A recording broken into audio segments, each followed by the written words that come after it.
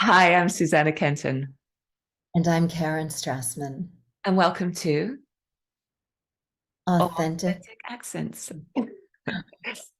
So, in this video, what we're going to do is go from a British base towards an American accent to create a mid-Atlantic blend. So, shall I do this one, Karen? Shall I start on this one? Yes, Okay. you start. And using Talk this, about also how you've been doing this in your career recently and what it yeah. served. Yeah, so it seems to be very popular. A lot of my American clients want an accent that is what they call slightly British. So it kind of fits in that voiceover mid-Atlantic place, not the mid-Atlantic of the old Hollywood movies, but that blended accent. And Not the I found that Bailey, here I am. exactly, how do you do? Oh, And what I found is that there sometimes I'm called to do it more towards the British end and sometimes more towards the American, but there's a real spectrum. So what I'd like to do is I'll give it a go. I'll read a piece of copy. In fact, this is that piece of copy called, is it comma what's gets a cure. comma gets a cure Comma about gets a a goose. cure. Comma gets a cure, which is from accentsarchive.com. And it's a wonderful resource for accents. And Because you it can go includes all of to the that sounds, right? website. But we're just pulling out one paragraph. You Uh, can go to that site and print it up if you'd like. cool. So let's give it a go. So before long, that itchy goose began to strut around the office like a lunatic, which made an unsanitary mess. The goose's owner, Mary Harrison, kept calling comma, comma, which Sarah thought was an odd choice for a name. Comma was strong and huge, so it would take some force to trap her. But Sarah had a different idea. First, she tried gently stroking the goose's lower back with her palm, then singing a tune to her. Finally, she administered ether. Mm, So that let me was know to beautiful. your ear where that sits. Would you say it was more British, more American? I really felt it was really beautifully in between them. It was just I I always say this, but I could listen to you talk for hours. It's just, you know, it's just beautiful, Susanna, because it doesn't feel like it's specifically either. What would be interesting, just um, to ask you to do it with a more standard British, just so that people hear the contrast. Hmm. Could you do that for me? Yeah, let me just read a line or two. Before long, that itchy goose began to strut around the office like a lunatic, which made an unsanitary mess.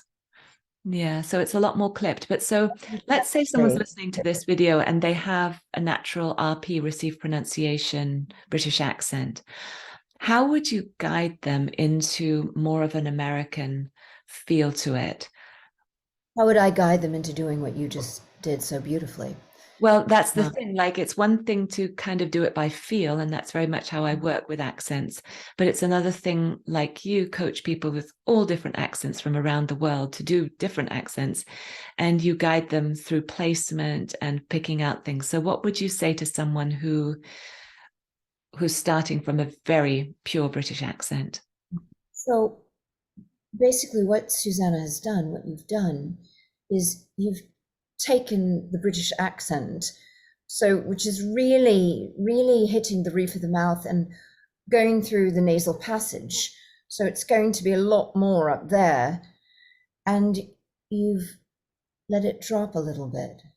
So you've literally let it. So British is going to have an edge on the roof of the mouth like that, and you've softened that edge, so you've let it drop a little bit. And you've also softened your diction a little bit. So instead of the diction being so clipped, you've still got a really nice diction to it, but you've softened it.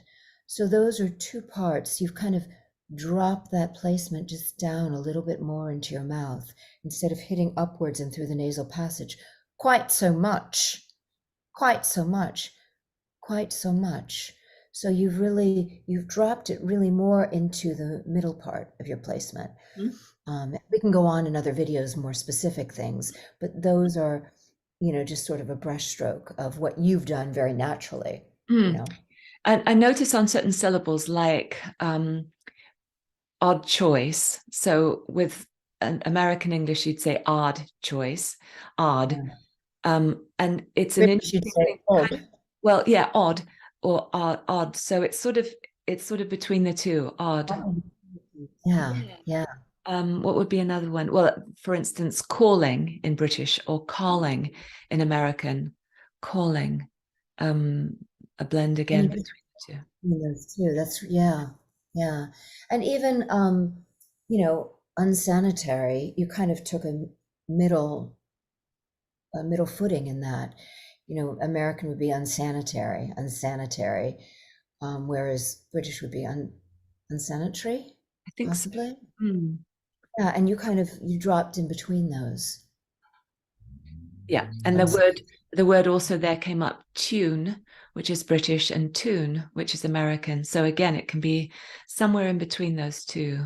Tune, tune, tune. That's actually quite hard to do something between the two. Tune, but tune. uh, instead of tune or tune. Yeah, yeah, you got it. You got it. Cool. So So maybe it's in the next to back up. in another video, let's do you going from an American base towards a more British sound to make the Mid-Atlantic one. Sound Yeah, good? and we'll become more details of all of this in other videos as well. Great. See you then. Stay tuned.